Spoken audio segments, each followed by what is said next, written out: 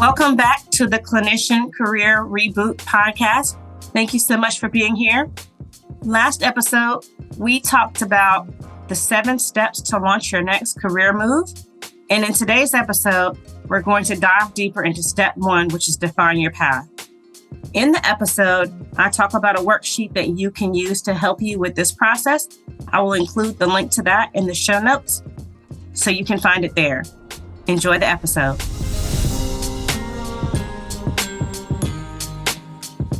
All right. Hello, everyone. Welcome back to the next video in this series. We're going to talk about step 1, define your path. And we're going to get into the detail, into the granular with this.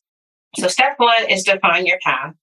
And in the overview, we talked about finding the intersection, the happy marriage between your passions, skills, and strengths, because you want to do work that matters. We spend a lot of time at work with our colleagues, or if you work remotely, however your work, whatever your work looks like, you want to do work that matters. You want to go to work knowing that you're making a difference, not just punching a time clock to say you have a job, right? You don't want to run from something bad or something that you're dissatisfied with. You'd rather run to something that you're going to love and that you feel passionate about and that fuels you, right? So when I talk about your passions, skills, and strengths, you are going to, I have a worksheet for you to really outline this, but I'm going to go through it so you can replay this back as you're going through the worksheet to figure out what your passions, skills, and strengths are. So your passions are those things that you are excited about, that gets you excited to wake up in the morning, that, like I said, fuels you, that gives you energy, right? So even if you're an introvert like I am, there are things that make you excited, things that you like to do, things that you wouldn't mind doing every day. And so those are your passions. Your strengths are those things that come naturally to you. So you haven't really had to work for them. Maybe they're really easy for you, but they're hard for someone else. But those are your strengths. Those things that are innate to you, that's easy for you. Your skills are those things that you've learned to do over time, but you're really good at, right? So I know it can be a little confusing between skills and strengths, but know that strengths are those things that come naturally, that you're just naturally good at, easy for you. Skills you're also good at, but you've built those over time. You've learned those, right? And so you want to find the intersection of those. So what you're going to do with the worksheet is you're going to do a brainstorming session, 10 or 15 minutes, set a timer, and you are going to write out, essentially do a brain dump onto the worksheet to list out, type out, however it works for you, all the things that you're passionate about, all the things that you're skilled in and your strengths. And you're going to do this in a way that's unfiltered. So you're not trying to censor yourself or convince yourself or, oh my gosh, I don't really think that. Why am I putting this on this paper? None of that. You're just getting ideas on paper. Okay, so you're going to write out all those things in a brainstorming session, and then you're going to kind of put it to the side. Then you're going to come back to it. You're going to reach out to trusted family and friends, those who are willing to tell you the truth, those who are willing to tell you what you're good at and maybe what you're not so good at. They're going to be people who see things in you that maybe you don't see in yourself. And so you're going to have them weigh in on your list and tell you what they feel like you're passionate about, what you're skilled in, and what your strengths are. And you're going to add it to the list. Again, you're not going to filter them. You are not going to dismiss what they say, whether you believe them or not. You're going to write it on the piece of paper, because again, they're going to see things in you that you don't see in yourself, right? So these are truth tellers for you. And so then you're going to combine what you wrote and what they said about you onto the list, right? And then you can start to see, where do these things come together into a role, or more than one role that you may want to do as a career within healthcare quality. And so there may be more than one, but this is helping you to narrow your focus so you're not applying for all the jobs, right? So that you're figuring out what is really going to work for you. And I'll give you some examples for myself in just a moment. But again, passions, skills, and strengths. You're going to do a brainstorming session for yourself. Then you're going to get trusted family and friends to weigh in. And then you're going to piece it together. The other thing I will say is your passions does not have to be work related, right? Maybe you're passionate in sewing, or maybe you're passionate in horseback riding. You're going to put that on the paper too. Again, you're not filtering yourself. You're allowing your brain to just be creative.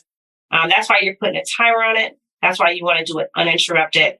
And that's why you want to do it in an unfiltered way. Okay. So to give you some specific examples for myself, I am passionate about patient safety.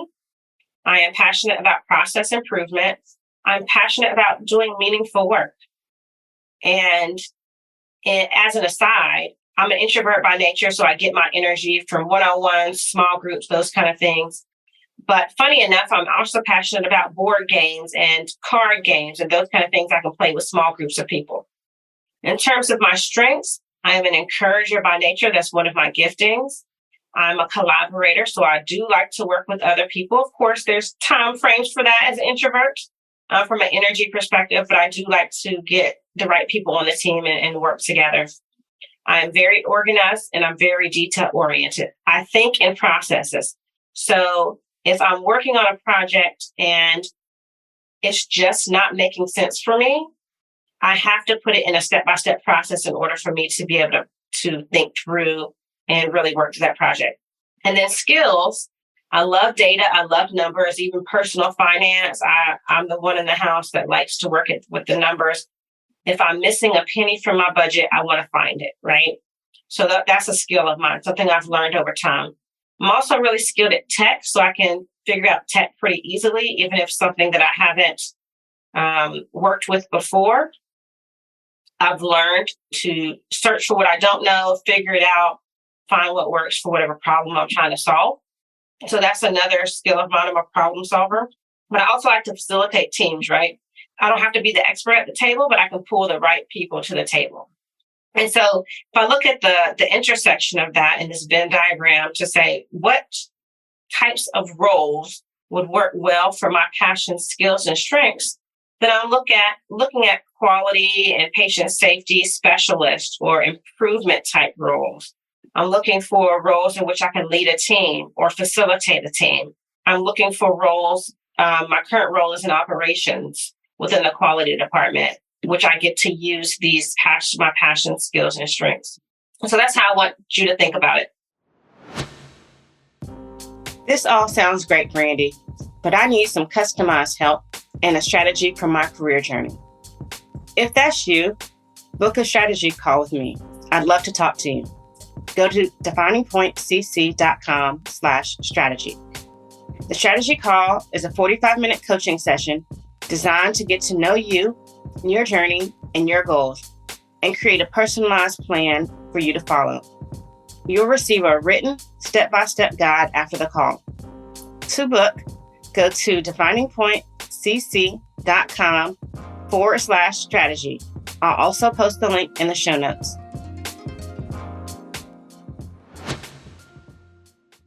So before you decide what role you want to do, we want to figure out these three areas so then we can find out where they connect or where they intersect.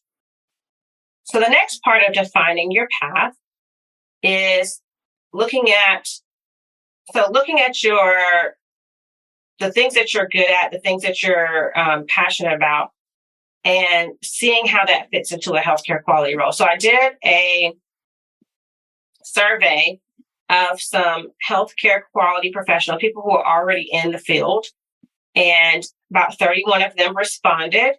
And I'm going to list the top 3 traits as shared by them for what they think makes a successful healthcare quality professional. So trait number 1 is attention to detail.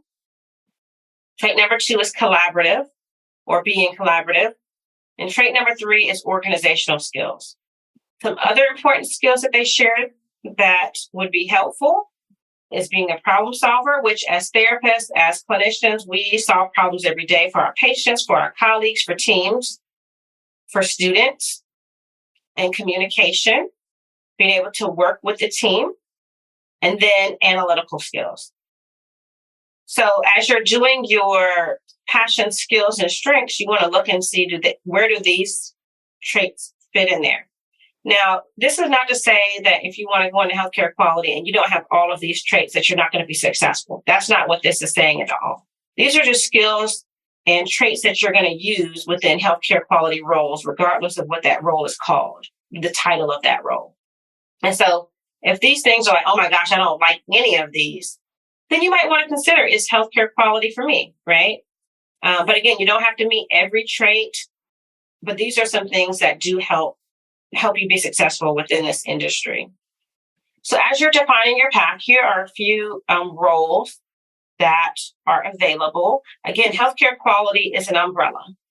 So there's a lot of roles that fall under this umbrella of what is considered healthcare quality. So if you're thinking about systems, making our systems safer for our frontline workers, for our patients, if you think about patient safety, then all of that falls under healthcare quality. Access to care, inclusion, all of that. So here are some roles that actual professionals have. So one of them, you could be on the education side, you could be a healthcare quality education specialist. You could be a quality improvement coordinator, outcomes coordinator. A member care coordinator works on the insurance side to take care of the beneficiaries of that insurance plan. You could do patient event reporting, right? So risk management or investigating events, patient safety events when they happen, or adverse events when they happen. You could be a regulatory reviewer where you are a surveyor or a reviewer of programs or of hospital quality and safety. You can be a consultant. You can be on the operations side. You can be a process or performance improvement coordinator. Data analyst. Utilization reviewer looks at the medical necessity of care that's been provided to prevent fraud and waste and abuse. You can be a population health coordinator. You can be a DEI specialist, diversity, equity, and inclusion. You can be a clinical navigator, so helping patients to navigate this complex healthcare system of ours. You could be a clinical informaticist, which helps work with the electronic medical record, either on the back end, behind the scenes, or at the elbow support, right? So you're helping to make sure that data and information is available to the provider so that they can make clinical decisions, so that they can get to things easily, so that they don't have to do a bunch of clicks, because documentation is a huge reason for dissatisfaction within healthcare as a clinician, right? You could be a healthcare ethicist where you help people make ethical decisions or work through ethical dilemmas within the healthcare space. You could be in healthcare policy or research. So there, and these are not even all the roles, but this is just to get your mind thinking as you're defining your path to really narrow your focus and figure out where you would best fit so that you can do work that matters. And so as you're doing your research, you're going to look at job descriptions. So in this phase, you're not looking at job descriptions for the purposes of applying for the job. You're looking at job descriptions for the purpose of seeing what skills are required. What are they looking for? Is it required skill? Is it a preferred skill? You're looking to see potential employers, what their values are, who you may want to work with. You may want to volunteer or shadow someone in that role.